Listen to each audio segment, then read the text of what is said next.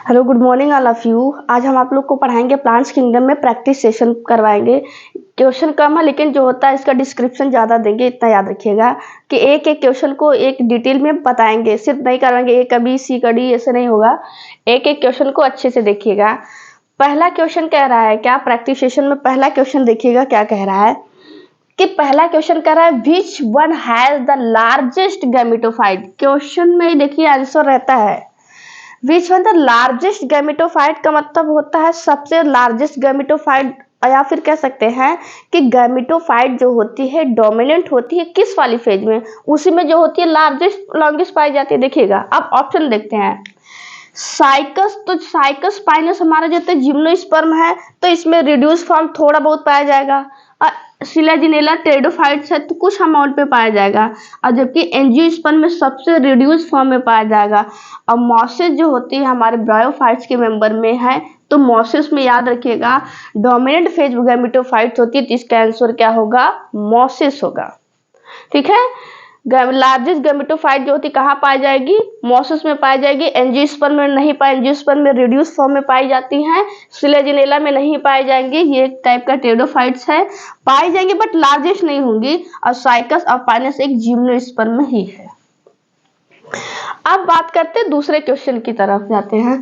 Protonema occurs in the life cycle of, मतलब protonema जो होते स्टेज जो होती है पाई जाती है किसके लाइफ साइकिल में। प्रोटोनीमा स्टेज होते हैं रिक्सिया फ्यूनेरिया। देखिए रिक्सिया जो होते हैं, रिक्सिया फ्यूनेरिया। सोमैटोगैमी तो कोई रिलेशन ही नहीं, तो सोमैटोगैमी एकदम ऐसे ऐसे इसको काट दीजिएगा। अब प्रोटोनीमा जो होते हैं स्पायरोगारा में नहीं पाया जाता, एल्गी में नहीं पाया जाता है, तो दो ऑप्शन ऐसे कट गए। अब बचा कितने ऑप्शन, दो ऑप्शन बच गए।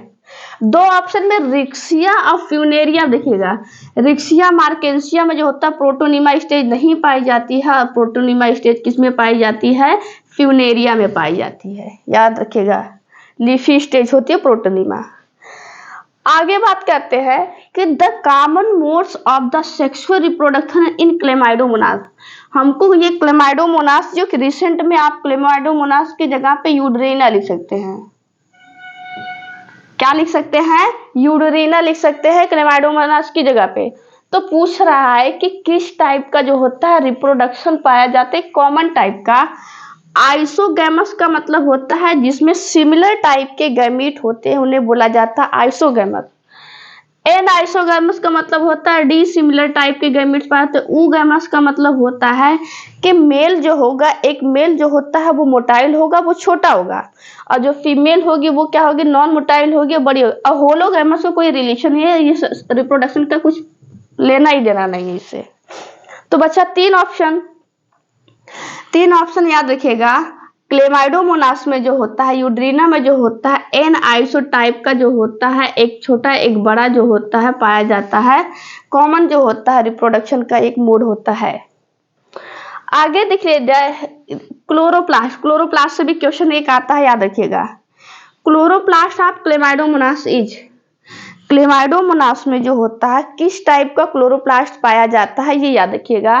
क्लेमाइडोमोनास में स्टिलेट टाइप का, स्टिलेट टाइप का जो होता है, स्टिलेट मतलब होता है स्टार टाइप का, जो स्टार ठीक है, ये आसमान वाला स्टार जो होता है, शेप जो होता है पाया जाता है किसमें, जिग्निया में पाया जाता है।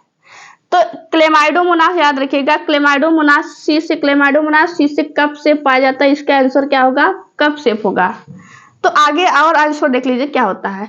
कॉलर शेप जो होता है किसी का भी क्लोरोप्लास्ट नहीं पाया जाता, ये याद रखिएगा।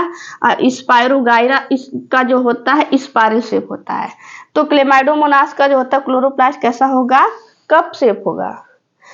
आगे देख लेते हैं resin. Resin and turpentine are obtain from. Resin और टर्पेंटाइन को ऑब्टेन करते हैं कहां से। रेजिन देखिएगा Cycas, Pinus, Cedrus, Abies balsamea जो होता है इससे तो नहीं होगा, ठीक है, एबीज से नहीं होगा, एबीज बाल्सिमिया ये खुद ही एक मतलब प्रोडक्ट्स है।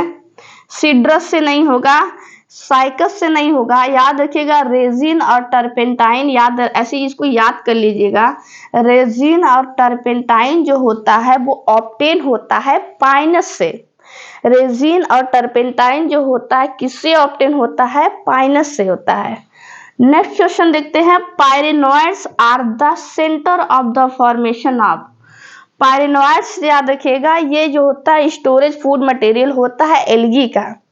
पायरेनोइड जो होता है स्टोरेज फूड मटेरियल होता है एल्गी का।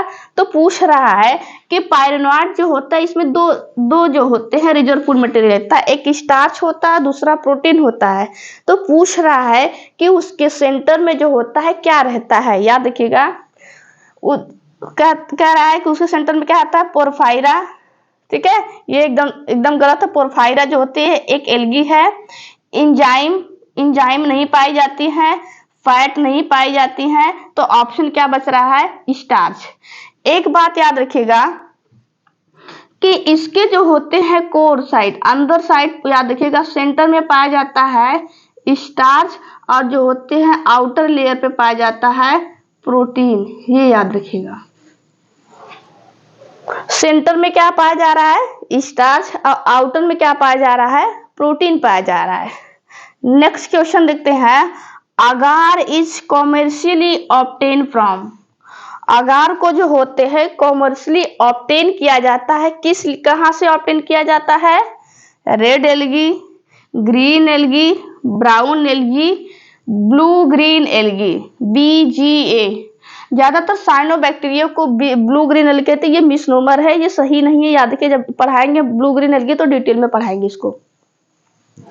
तो सबको पता होगा अगार जो होता है वो किससे ऑब्टेन किया जाता है? रेड एल्गी से। अगार एक मीडियम प्रोवाइड किया जाता है जिसमें क्या होता है? बैक्टीरिया को कल्चर किया जाता है।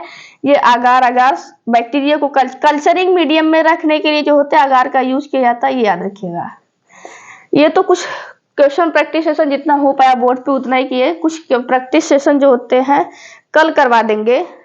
बाकी आप लोग अपने मन से जो होते हैं प्रैक्टिस सेशन से जो बुक मिली होगी उससे कर लीजिएगा।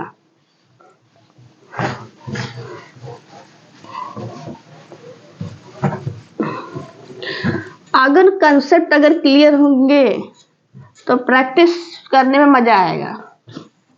अगर कंसेप्ट नहीं क्लियर है तो बोरिंग लगेगा। तो सबसे पहले थ्योरी पे ध्यान दीजिएगा।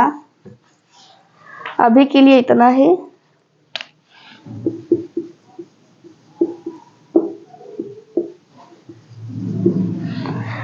Thank you, bye bye, take care.